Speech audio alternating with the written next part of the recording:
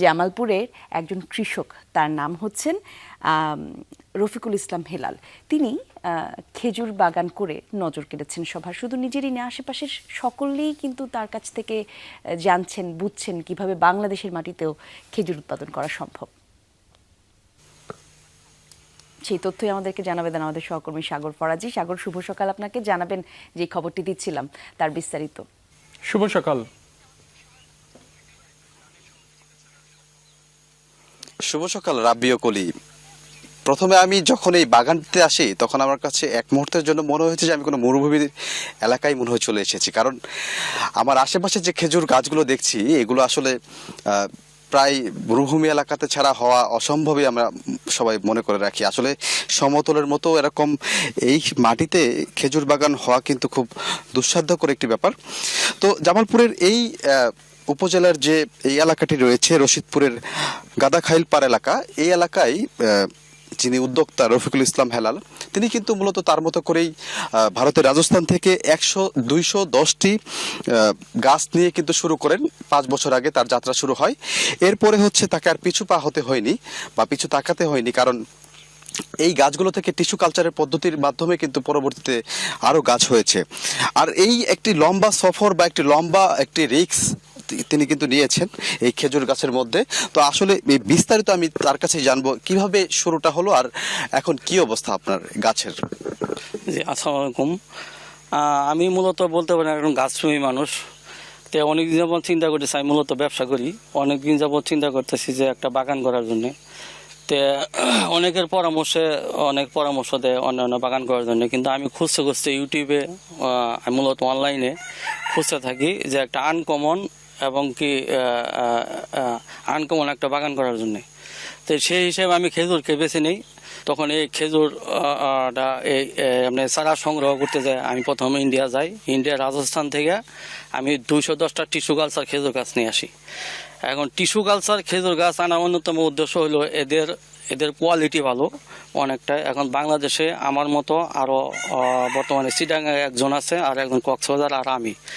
আর এত 210টা আপনি গাছ নেওয়া টিস্যু কালচার গাছ বাংলাদেশে এখন পর্যন্ত কেউ করতে পারে নাই। আমি করেছি, ইনশাল্লাহ আমার 3 বছর যাবত ফলন পাচ্ছি। এবং মোটামুটি প্রথম অবস্থায় একটু অনেক বাধা প্রতিবন্ধকতা ছিল আমার, কিন্তু এখন আর সেটা নাই। এখন আমার কাছে ফল আসছে, 3 বছর যাবত ফল আসতেছে, ফল অনেক মিষ্টি। এবং আমার কনফিডেন্স লেভেলটা মানে অনেক দূর এগিয়ে গেছে। এখন আমি আমার দেশবাসীকে বলবো বা আমার ডিস্ট্রিক্ট জামালপুর জেলাতে সবাইকে বলবো যে আসলে খেজুর চাষে আপনারা উদ্বুদ্ধ হন। এটা একটা আনকমন ফসল। বর্তমানে খেজুরটা আমি 5 থেকে 600 টাকায় বিক্রি করতেছি।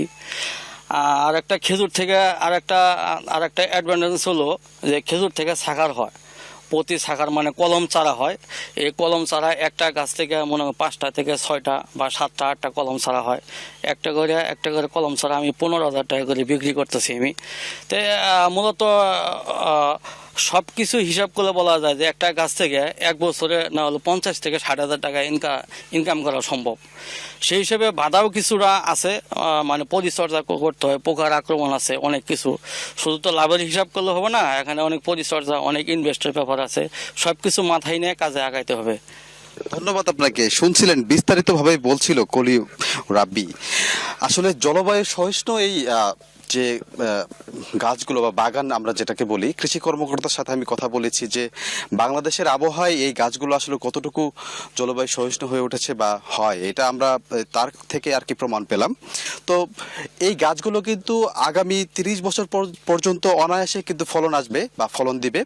আর সব মিলে গাছের যে এখন বর্তমান অবস্থা, এটি 5 বছরের একটি গাছ। এখানে প্রতি গাছে কিন্তু 25 থেকে 30 কেজি করে খেজুর কিন্তু এখন পাচ্ছে, আর এগুলো বাজারে বিক্রি করছে। এছাড়া সবচেয়ে বড় বিষয় হচ্ছে টিস্যু কালচার যে পদ্ধতি, সেই টিস্যু কালচারের মাধ্যমে কিন্তু তিনি চারা বিক্রি করছেন। 210টি গাছ নিয়ে আসা এই বাগানটির মালিক কিন্তু এখন তিনি কিন্তু 450-450 বেশি গাছ কিন্তু মূলত তার বাগানে রয়েছে। আর 3 একর জমির উপর এখন বাগান করছে, আরো বড় আকারে বাগান করার পরিকল্পনা তার রয়েছে। তো সব মিলে কলি রাব্বি আমার কাছে এই ছিল খেজুর বাগান থেকে।